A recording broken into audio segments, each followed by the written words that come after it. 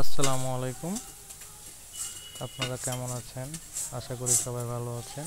আজকে আপনাদের সামনে নিয়ে আসছি পেঁয়াজি বড়া, কালাইয়ের বড়া এবং টাকি মাছ ভর্তা। তো পেঁয়াজু বড়া বানাইতে হলে প্রথমে আমরা কালাই নিয়ে নিচ্ছি মসুরের ডাল, বুটের ডাল এবং খেসারির ডাল। এটা ভিজিয়ে রাখা হয়েছে। সম্পূর্ণ ভিজানোর পরে আমরা এটা পাটায় শিলপাটায় বাটা হয়েছে। আপনারা ব্লেন্ডার থাকলে ব্লেন্ডারে বাটতে পারেন, তবে শিলপাটায় বাটলে স্বাদটা একটু বেশি হয়। ব্লেন্ডারে বাটলেও কোনো সমস্যা নাই। তো এটা বাটার পরে আমরা পরিমাণ মতো মশলা দিয়ে দিব, যেরকম আদা রসুন বাটা, হলুদের গুঁড়া, মরিচের গুঁড়া, পরিমাণ মতো লবণ। এটা দেওয়ার পরে আমরা ভালোভাবে মিশিয়ে নিব।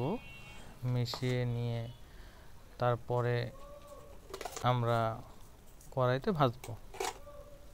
দেখতে থাকুন আপনারা আমাদের সম্পূর্ণ ভিডিওটা। পরিমাণ মতো পেঁয়াজ দিয়ে দিবেন, কাঁচামরিচ দিয়ে দিবেন। পেঁয়াজ বেশি দিলে যে বড়াটা ভালো হয় বিষয়টা এরকম না, আপনারা পরিমাণ মতো দিয়ে দিবেন। এরপরে কড়াইয়ের মধ্যে তেল দিয়ে দিয়েছি। তেলটা সম্পূর্ণ গরম হলে আমরা বড়াটা দিয়ে দিলাম। বড়াটা সম্পূর্ণ ভালোভাবে ভাজতে হবে, ভিতরে যাতে কাঁচা না থাকে, এটা আমাদের খেয়াল রাখতে হবে। আপনারা তেল আরও বেশি দিতে পারেন বা আরও কম দিতে পারেন, একসাথে অনেকগুলো ভাজতে পারেন, কম ভাজতে পারেন, এটা আপনাদের নিজস্ব ব্যাপার। তবে খেয়াল রাখবেন বিষয়টা যাতে ভালোভাবে হয়, ভেঙে না যায়, ভাজাটা ভালোভাবে হয়,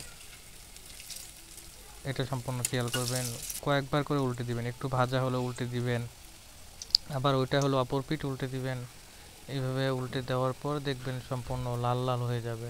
সম্পূর্ণ যখন লাল লাল হয়ে যাবে তখন আমরা তুলে নিব।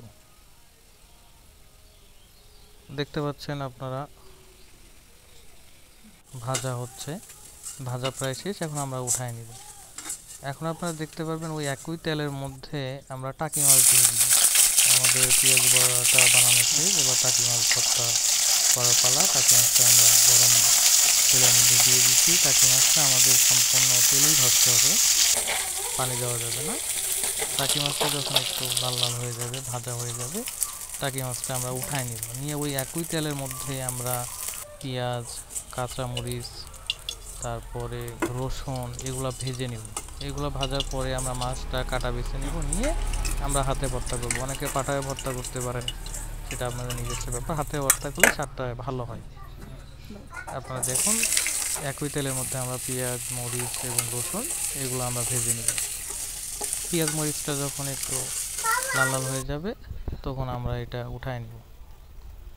উঠায় নেওয়ার পর আমরা একটা প্লেটে ঢালবো। প্লেটে ঢালার পরে টাকি মাছটা সম্পূর্ণ কাটা বাছতে হবে, যাতে ভর্তার মধ্যে কাটা না থাকে। কাটা থাকলে আমাদের গলা আটকায় যাবে, তখন আমাদের আবার বিপদ হবে, ডাক্তারের কাছে যাইতে হবে। তো এটা আমরা খুবই ভালোভাবে খেয়াল করব। আমাদের এলাকায় টাকি মাছ বলে বা ছাটি মাছ বলে, আপনাদের এলাকায় মাছটাকে কী নাম বলে আপনারা জানাবেন। আমাদের পেঁয়াজ মরিচ ভাজাটা হয়ে গেছে, এখন আমরা তুলে নিব। তুলে নিয়ে আমরা পেঁয়াজ মরিচ পরিমাণ মতো লবণ দিব। লবণ দিয়ে সেটা আমরা ভর্তা করবো। এবং টাকি মাছটা আমরা বেছে নিয়েছি, দেখেন পেঁয়াজ মরিচ এক জায়গায় করতেছি, এরপরে মাছ দিয়ে পেঁয়াজ মরিচ এক জায়গায় করে ভর্তা করবো। অনেকে শিলপাটায় করতে পারেন, হাতে করলে ভালো লাগে, মজা হয়। কেমন হয়েছে আপনারা জানাবেন। অনেক ধন্যবাদ।